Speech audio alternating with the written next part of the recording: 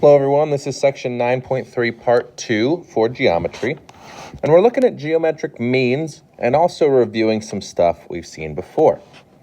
So as you can see, the geometric mean is the square root of two numbers' products. Now if you remember how to simplify square roots, we take factor trees. If you don't remember, we're going to look at it here. So let's say I want the geometric mean of 6 and 12. So what I want to do is break down these numbers. Now we know that this is 72, but great, we're breaking it down. So I need two numbers that multiply to be 6, 3 and 2. 12, how about 6 and 2? 6 is 3 and 2. Now we want to keep breaking these numbers down until we get to our primes. Well, 3 is just 1 and 3, but as you see, that could just go on forever.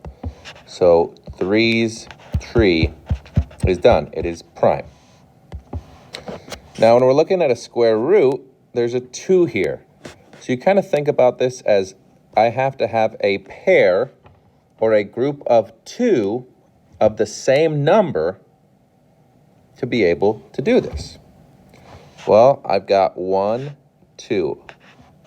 I've got a pair of 3's, so that gets to go outside my square root. I've also got a pair of 2's, so that gets to go outside my square root. Cross these out because you've written them outside. But now what do I do with this 2? I don't have anything I can pair it with. So this is called an unpair, and we're going to put it back inside. Now we multiply anything on the outside, multiply anything on the inside. 3 times 2 is 6, so we get 6 square root of 2. Well, when we were finding the geometric mean, that's 6 times 12, so that's the square root of 72, which we simplified using that factor tree. So square root of 72 is 6 square root of 2. So anything you can make into a group of 2 goes outside. Anything you cannot group goes back inside. So let's look at another one. And once you kind of see the pattern, you get better at it. So this time we're looking at 24 and 48. Well, what we're really doing is we're finding the square root of 24 times 48, which is 1152. But we can skip this first step by just writing these two numbers because they're factors. They multiply to be 1152. 24 is 6 and 4, which is 3 and 2, and 2 and 2. Make sure you cross out as you go. It makes it easier later. 8 and 6, cross out 48. 4 and 2, cross out 8. 2 and 2, cross out 4. 6, 3 and 2, cross out 6. So if you remember, there's a 2 here.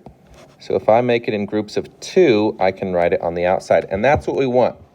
We want as big of a number out here and as small in here. So we want this big and small. As big or as small as we can make those. Let's see, I've got a pair of 3's that can go outside. You're done with it, cross it out. Some 2's, cross them out. Another pair of 2's, cross those out. And another pair of 2's, cross these out. Well, it looks like the only thing I have left is this guy. So he, or she, or it, I guess it's a number, goes back inside. And now I multiply this. 3 times 2 is 6, times 2 is 12, times 2 is 24. So we have 24 on the outside, square root of 2 on the inside. So there is square root of 1152 reduced. Now, sometimes we get where everything groups. So let's look at one of those. How about the geometric mean of 8 and 32? Well, that multiplies to be 256. So we're really finding or reducing the square root of 256. Well, let's see, this is 4 and 2, cross it out. 2 and 2, cross out. 8 and 4, cross out. 4 and 2, cross out. 2 and 2, cross out. 2 and 2, cross out. Remember, it's a square root, so there's a 2, so it needs to be in group of 2s to get out, because we want this as big as possible, this as small as possible. So here's a 2, and another 2, and another 2, and another 2. Cross these out once you've grouped them and written them outside. But there's nothing that's unpaired. So guess what? We don't have a square root anymore. So the answer is just 2 times 2 times 2. So 4, 8, 16. So the square root of 256 is 16. So that's finding the geometric mean. You're just simplifying your square root by doing what we call a factor tree, or also known as prime factorization. Okay, well, let's just review some stuff from last chapter. And again, we're drawing the triangles, short, long, hypotenuse. So the first triangle I see is x and 6. Looks like x is our short, 6 is the long side. But then I also have this one, where 3 is the short and x is the long side. So you can do long over long, short over short, whichever direction you want to go. So I'm going to go 6 over x, so long over long, equals, I have to be careful, 6 is on top, x and 6 are in the same triangle, so x has to go on top, 3 goes here. So this is short over short. Cross multiply. X times x, if you don't remember, is x squared. 6 times 3 is 18. Now to solve this, we've got to take the square root. Oh, but we're simplifying the square root of 18. We simplify by doing a factor tree. Well, I know I got 18 from doing 6 times 3. So keep breaking it down. 6 is 3 times 2. So remember, pairs go outside. So here's a pair of 3s. That's going to go outside. I'm done with those. And my unpaired 2 goes inside. So x equals 3, square root of 2. All right, keep working it. We've got 2. I don't know why I said 7. 2 and y. And I always have trouble drawing these type of triangles. I don't know why. All right, so there's, I did it wrong again. There we go. So there's this, so that's our hypotenuse because it's across from 90. And it looks like the 2 is going to be our short side. But now I've also got the big triangle with y as the short. And I need to figure out what this whole thing is. But this part's 2 and this part's 5, so the whole thing would be 7. That's across from our 90, so that's our hypotenuse. So we can go hypotenuse y over hypotenuse 7 equals 2 short over y short. So cross multiply, we get y squared equals 14. We know to solve this, we take a square root. So we get y equals square root of 14. But 14 is 7 times 2. But neither of those pair. They're both unpairs. So they would both go back inside and we would multiply them. So I guess this is our final answer because it does not have any pairs that can be taken out. So let's just look at one more of each. 12 and 27. 12, 27. That's 3 and 4.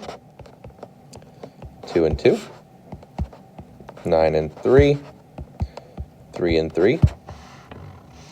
So a pair of 3s, that's outside. Pair of 3s, that's outside. Oh, and a pair of 2's outside. Well, we paired everything, so there is not a square root anymore. 3 times 3 is 9, times 2 is 18. So your geometric mean of 12 and 27 is 18. Oh, what the heck? Let's do one more. 18 and 54. So 6 and 3, 6 and 9, 3 and 2, 3 and 2, 3 and 3.